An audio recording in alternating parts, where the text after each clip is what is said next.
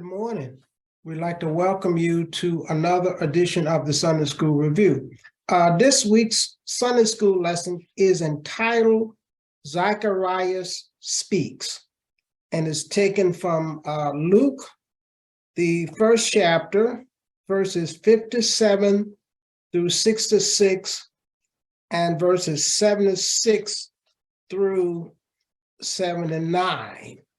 Now, this book of Luke is written by Luke, and Luke was a Gentile, and Luke was a physician, and he was also a traveling companion of Paul. And Luke's gospel contained the most detailed account of Jesus' birth. And as I said last week, Luke is the only gospel of the four gospels, Matthew, Mark, Luke, and John. Luke is the only gospel that records the birth of John the Baptist. And that's who we're going to be talking about today, the birth of John the Baptist. Now, last week we left off with Zechariah. God spoke to Zechariah. The angel appeared unto him and told him in the 13th verse of the first chapter, we read that last week, that God had heard his prayer. Now, Luke does not record the prayer of Zacharias, but according to the angel said, the Lord has heard your prayers and are going to bless you with a son. And that is what is going to be fulfilled in this week's lesson. That is the birth of John. And also, which is important, which was spoken in last week's lesson, is important in this week's lesson, is that the name was given, and the name that was given was John. Okay, his name shall be called John. Okay, let's look here at the first set of scriptures here, and this is the first outline, joyous occasion. That's verses 57 and 58 of the first chapter of John. I'm sorry, first chapter of Luke. First chapter of Luke. Let's be clear here. Okay, the birth of a son, joyous occasion.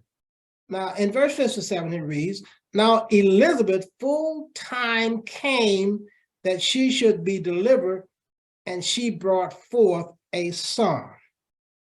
Verse 58, and her neighbors and her cousins had heard the Lord had showed great mercy upon her, and they rejoiced with her. And also, as I said last week, John's birth, that is John the Baptist's birth, was a miracle birth, because Zechariah's wife Elizabeth was barren, and now the couple is elderly, basically old. Okay, but remember also, as I said last week, God is faithful to his promise. Okay, God promised Zechariah and Elizabeth a son, and that's exactly what is happening here. So there is in 57 and 58, as the title of this outline, joyous occasion. Yes, it's a joyous occasion, because after many years of praying, and secondly, because Elizabeth is barren And actually, thirdly, this is an elderly couple. Elizabeth now is well past childbearing age, and they are blessed with a son. As we often say, there is nothing too hard for God. And I ask the question, is there anything too hard for God? And the answer is no, there is nothing that is too hard for God. Okay, let's go and finish up with this outline and read verse 59. We read 57 and 58. Let's read 59. It says, and it came to pass that on the 8th day came to the circumcision the child, and they called him Zechariah after the name of his father. Let's read all the way to 63 because it's all tied in. And 6 it said, and his mother answered and said, not so, but he shall be called John. Let's go to 61. And they said unto him, this is the family and all that. They said unto him, there is none of the kindreds that is called by this name. 62. And they made a sign to the father and how he should have him called. And he asked for a writing tablet. This is Zechariah. Asked for a writing tablet and wrote, saying, his name is John. And they marveled all. Now, let's go back to 59 here. Okay.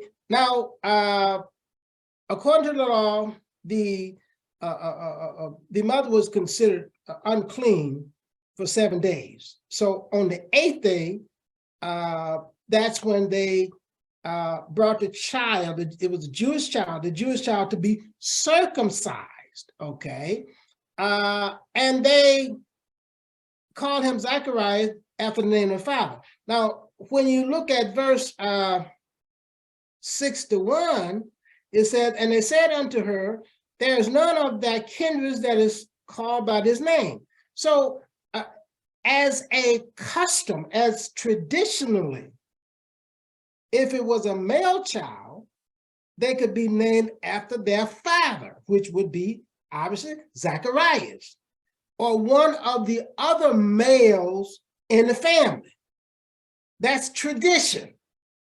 The child would be named Zacharias after his father, or another male. That's why in 61 they said, there is none other kindred in our family has that name. So why you are bucking tradition here. But remember what I said, what happened last week. God said this child shall be named John. So Zechariah knew that God had said the child should be named John, as well as Elizabeth. So when it came to verse 61, basically they said, well, wait a minute, you bucking tradition here.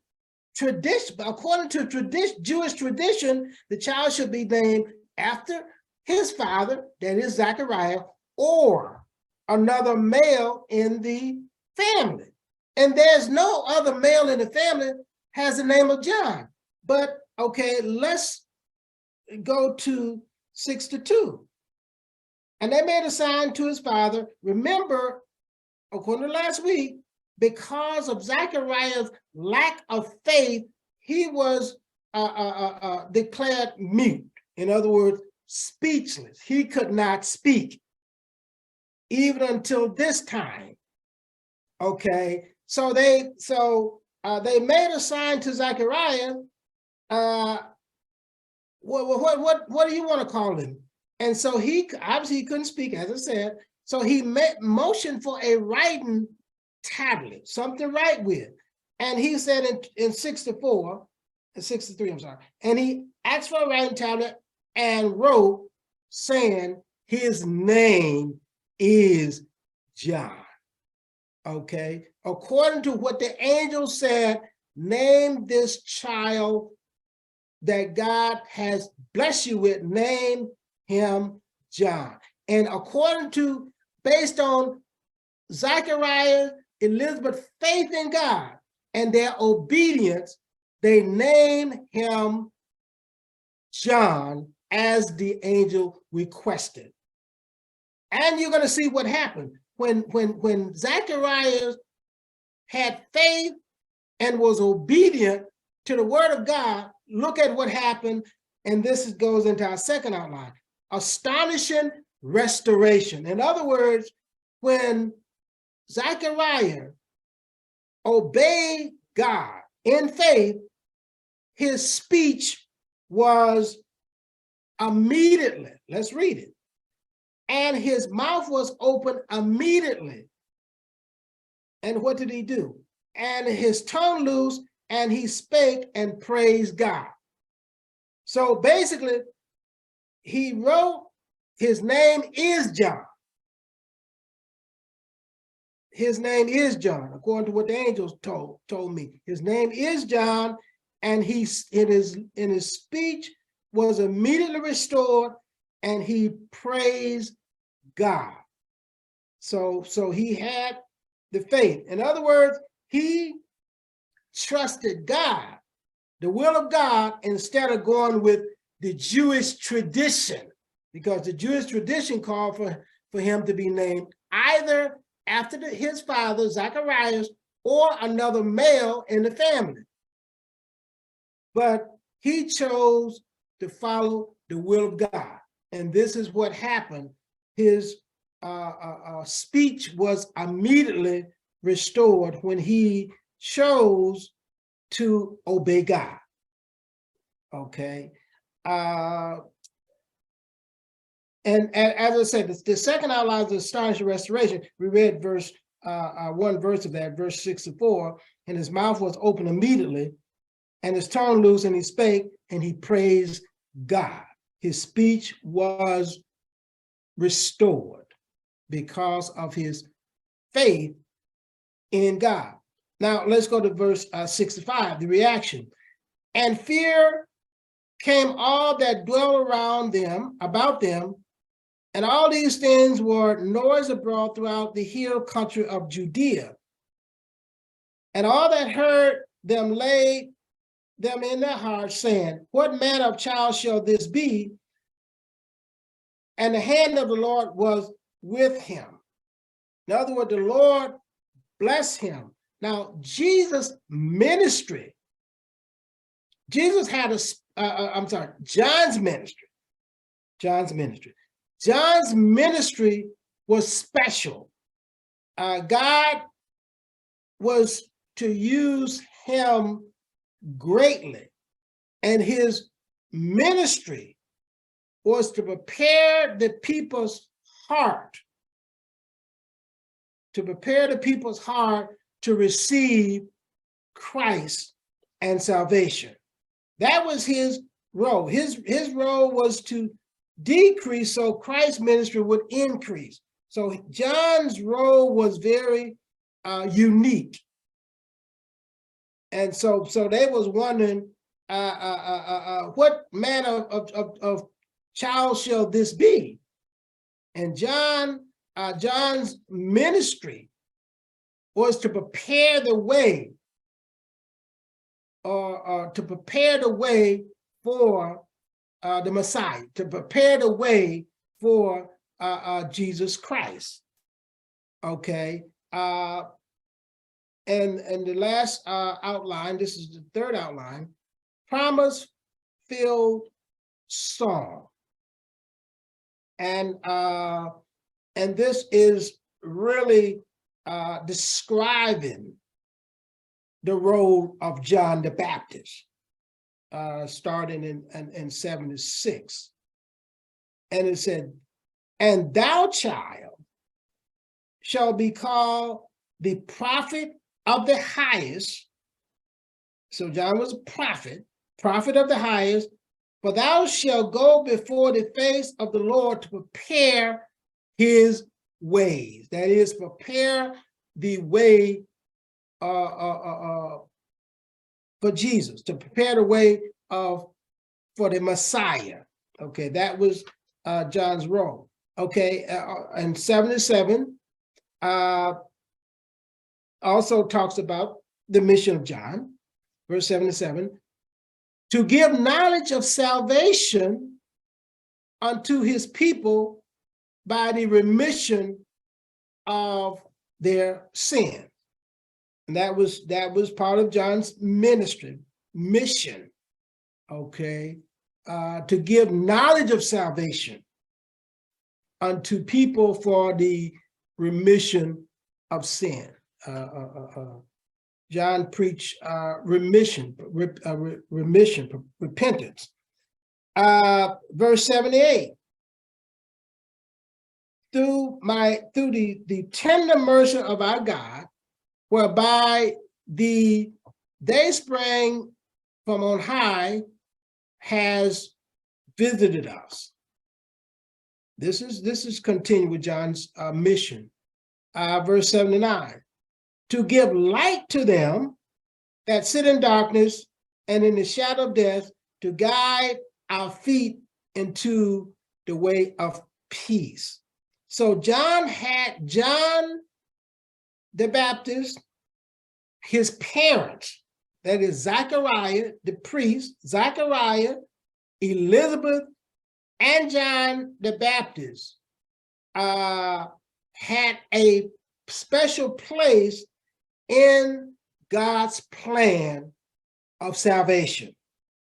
Okay, so that was, and next week, we're going to go a little bit into the ministry of John the Baptist. So last week, we were talking about Zechariah hear from God, where God, as I said in the 13th verse of that lesson last week, where the angel came and spoke to Zechariah and said, God has heard thy prayers, and he's going to bless you with a son. As I said, Luke does not record the prayers that Isaiah prayed, that Zechariah prayed. However, it was no doubt, because that's what he repeated. He said, God heard your prayer, and he's going to bless you with a son. And so this week is Zechariah Speaks. In other words, the birth of John. And as I said, it was the 8th day, the day that John the Baptist was brought to be circumcised. And according to what the angel said unto him, actually from last week's lesson, I'm just looking at it here. Well, that's not last week's lesson, but it did say his name shall be called John. That was the given name. Yes, thou shalt call his name John.